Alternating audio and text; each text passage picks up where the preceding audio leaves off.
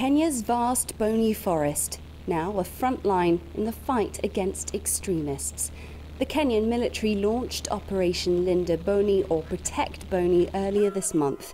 The army claims Somali militant group Al-Shabaab has been using the forest as a launch pad for attacks, and it wants to flush them out. The forest is now out of bounds. The communities who lived in it were told to leave. No one is allowed inside, but our life depends on the forest. That's where we get our food and gather honey. But now we can't. We have a lot of problems. We came here to look for any odd jobs so that at least we can buy some food for our children. Some, though, have refused to leave the forest, unsure of how they'd cope outside it.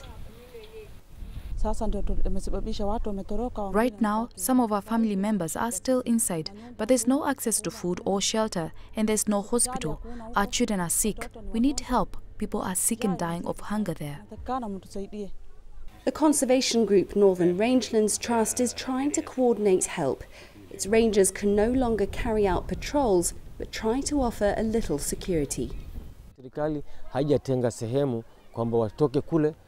The government hasn't set aside a place to shelter those it told to leave.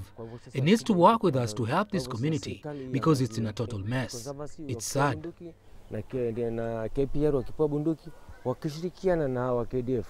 Life has undoubtedly become harder for these communities, and for those that are still in the forest. On the one hand, they're targets for Al-Shabaab, who visit them at night and reportedly threaten them. And on the other, they face questioning and house searches by Kenya Defence Forces, wary of collusion among the villagers. The government has pledged to try and lessen the impact on locals. As we get into Boni, there would definitely be interruptions in the day-to-day activities of the locals, and that is why we want to minimize the period to 30 days. And the government has come up with programs to support the locals during the slight interruptions when they cannot access the forest. There will be relief food and so on to make sure that they carry on. While the community waits for that aid to materialise, those who've been uprooted hope that the military offensive might help end the turmoil. Clementine, Logan, CCTV, Lamu, Kenya.